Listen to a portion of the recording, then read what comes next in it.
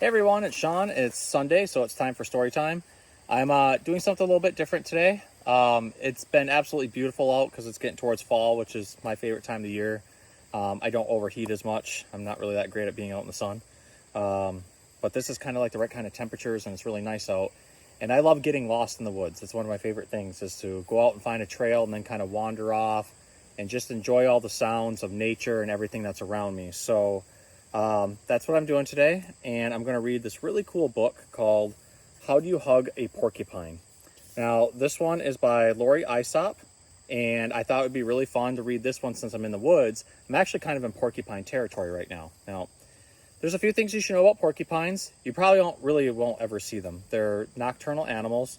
They usually live in rotted out trees or tree holes and stumps if they can find them. They have long teeth that constantly grow, kind of like a rodent. So they're always chewing on stuff to try to get their teeth gnawed down. And most of them primarily just eat things like fruits and vegetables and roots. So they're always kind of just wandering around during the night trying to find different things to nibble on. Now there's dozens of different types of porcupines that are found all over the world. Usually in zoos you might see African crested porcupines, which are like super, super long with quills like this big. Or there's prehensile tail porcupines from South America that actually use their tail like a hand and they can hang. But here in Michigan, we have North American porcupines, which are kind of the traditional ones you think about with shorter little quills. Now, something to know about quills, they can't shoot them at you. They don't at all. In fact, it hurts them just as much as it hurts you to get quilled, because that quill has to like pull out of their skin when it gets stuck on you. They mainly use it as a form of self-defense to say, hey, you better back off. And if you get too close and you touch the quills, then they can get stuck in you.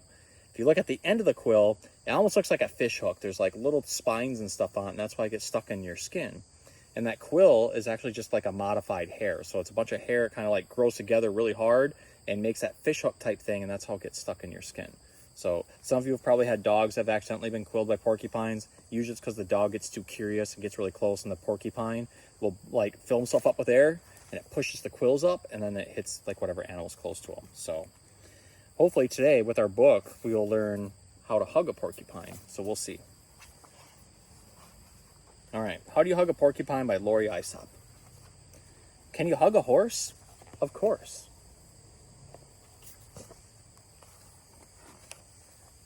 A cow with arms around her neck? That's how.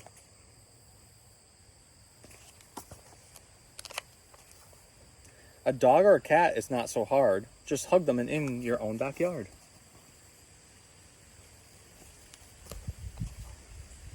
Hugging bunnies is just divine.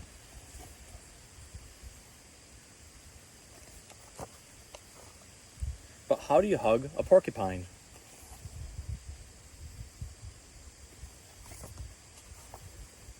Can you hug some billy goats? Entice them with a bag of oats. And surely you can hug a pig. Just spread your arms out extra big. With baby chicks, be sweet, be kind.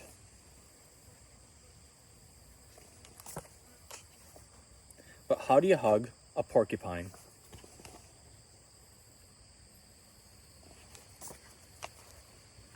This prickly fellow won't be easy. My stomach's feeling kind of queasy. He wears a coat of thorny quills. To hug this one will take some skills.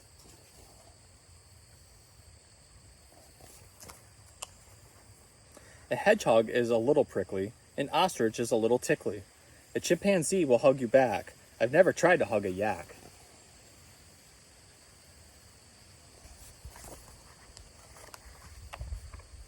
A giraffe requires quite a climb.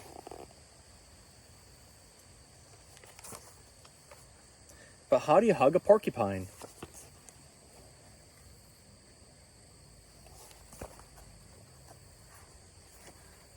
An elephant?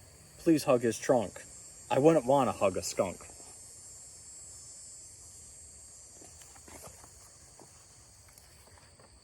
A kangaroo? Just hop this way. Don't let the dolphins slip away. A panda probably wouldn't mind. But how do you hug a porcupine?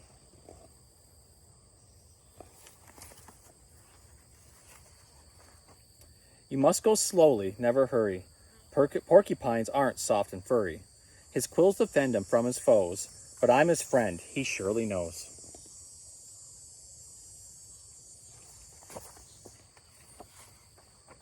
At last, hooray, it's finally time.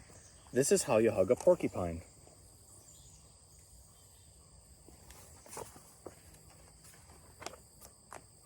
Carefully.